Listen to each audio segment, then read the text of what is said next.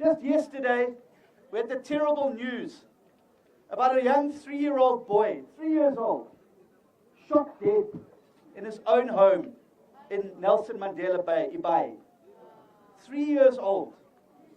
What country are we living in where our women and our children are victims of violent crime every day? And so I've written to the President today with 3 suggestions. I've said, Mr. President, the time for talk is over. We're tired of Kaluma, Kaluma, Kaluma. We want action. We want to see delivery. That's what we want. So I've said to him, let's do 3 things, Mr. President. 1, let's get a special victims unit, a specialized unit in the SAPS, just to go after those criminals who are hurting our women, our wives, our grandmothers, and our small children. Let's have a specialized unit to go after them. And let's bring them to justice and make sure they're in jail and not in our communities. The second thing I said, let's get a specialized court so that we can make sure that when we catch these criminals, we can process them quickly so we can get them into jail quickly. That's what we need to do. It's not right that our mothers and our grandmothers and our sisters and our wives and our daughters don't even feel safe to go to the spaza shop or to the taxi rank. They're scared because there are people out there every day waiting to rape them, murder them, or steal from them. And a country that cannot protect its women and its children is a country in big trouble. But as I've said, they don't care about us. Goba? They don't care about us. And they don't care about the suffering that people have every single day. Have you seen what we're paying for food? Oi! Oh, siyatenga kakhulu, ikhulu. Isinkwa, 19 rand. Ubisi, 19.99. Amapilchai, 25 rand. And what happens is the grant stays small, but the cost of the food goes up every single week. That's what's happening. So they put the grant up by 5 rand, but the igesi goes up even higher. And then the water, amanzi, goes up even higher. And by the time you look at the end of the month at your bank account, the money's gone. It's gone. And I know that there are mothers in this community, and there's probably some with me today in this meeting, who are wondering now, how am I going to put food on the table for my children tonight? Am I right? Are there mothers here thinking, how am I going to put food on the table tonight? I know we've got fathers here, husbands, who haven't been able to find a job for years. And they can't look their families in the eye because they feel guilty, because they can't provide for their families. And I know there's people here that are probably using a public healthcare system or a clinic. And they're wondering, am I ever going to get better with the service that I'm getting in this clinic? And I know that there are families here wondering how we're going to just pay the bills at the end of the month. How do I keep the lights on in my home? How do I keep the water in my taps?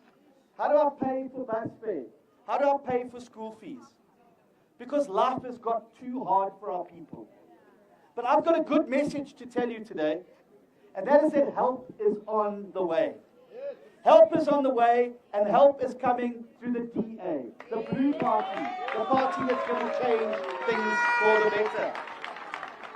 So if you're one of those people that are worrying about the future, you're worrying about the future of your children, I want to give you hope today. That on the 29th of May, if we get a new government in place, we can fix things. And we're going to get a new government that doesn't kaluma, kaluma, kaluma. We're going to get a government that delivers, delivers, delivers. That's what we're going to get. I'm not here saying we're dreaming or you're poor, we're not dreaming. Because we're doing it where we govern.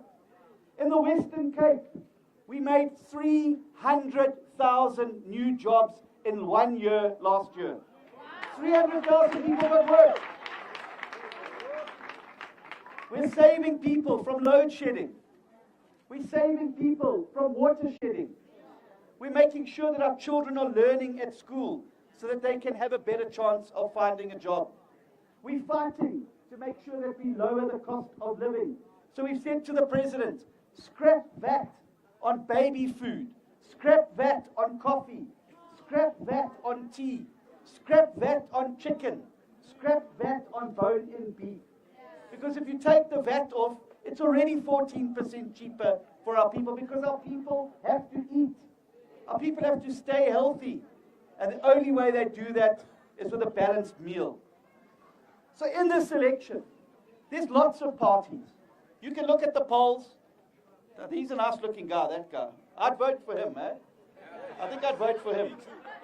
I think I'd vote for him. But you'll see there's lots of political parties. And they've all got different T-shirts, and they've all got different posters.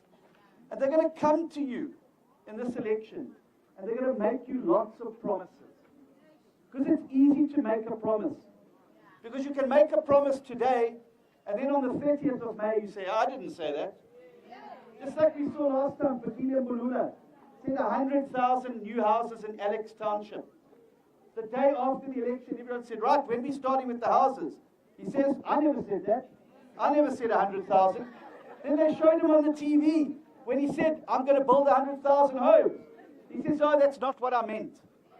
So be careful now about politicians who come and promise. Because we've had it for 30 years. They come and they promise jobs. But after the election, ayikho msebenzi. They come and they promise electricity. But after the election, ayikho gas. They come and they promise water in your homes. And after the election, ayikho mans. They come and promise to build houses. But after the election, ayikho. In fact, I think we should change this government's name. I think we should change this government's name to the Ayikho National Congress. ANC, Ayikho National Congress. Because everything is Ayikho. That's right, am I right? But we can change that by voting for a party that can deliver. That where we give it a chance to govern, life gets better for South Africans. And so I'm asking all of you to put your trust in the DA, to give hope again to our children and to our future. We are so close as a multi-party charter to getting over a majority. And imagine waking up on the 30th of May with a new government that's going to work for you and not the politicians. Imagine waking up to a government that's going to sell all those fancy houses that the ministers are living in and make ministers live in their own houses in the communities that they represent. Wouldn't that be a better thing? Wouldn't it be nice to wake up on the 30th of May to a new government that has sold all these BMWs and Mercedes-Benzes that they pay for with your money and spend the money on our young children, on policing, on clinics, on building jobs? And wouldn't you like to wake up on the 30th of May with a government that can bring you a job? Because we know that a job is the best way to end poverty. A job is the best way to give people dignity. And if we can give our people jobs, we can start to fix our country and move it forward. But we can have all of that, but it means we've got to vote for it. And that's the important thing. So this government that doesn't care about us, they don't care about us. They're happy to watch us starve. They're happy to see our children and our wives being victims of crime. They're happy to see our people sit without work. They're happy to see us in darkness with load shedding. They're happy to see us without water, like here in Malisheni and surrounds in MPUMALANGA. There's no drought here. The infrastructure is broken, and they've stolen the money that should have been spent on the taps. But we can change that, and we can change it on election day. And so my plea to you today is to join us in this mission to rescue South Africa. We've got the plan, we've got the people, we've got the policies, and we've got the ideas to get South Africa moving forward again.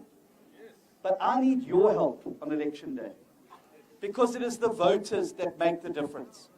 And if you want your voice to be heard, it's no use throwing stones, because this government doesn't listen. It's no use burning tires on the road, because this government doesn't listen. It's no use going and standing with placards outside the municipality saying, please give us water, please give us electricity, because they don't listen, because they don't care. If you want this government to listen to you, there's only one language they understand, and that language is the vote. That's the language they understand. And on the 29th of May, we're going to rise up like a blue army in every corner of South Africa, and we're going to use our weapon, the vote, to go out and bring change. Are you with me? Are we going to do this together? Can we win it? I believe we can. So Democrats, let's get out there and let's win. Not only for the party, but let's win for South Africa.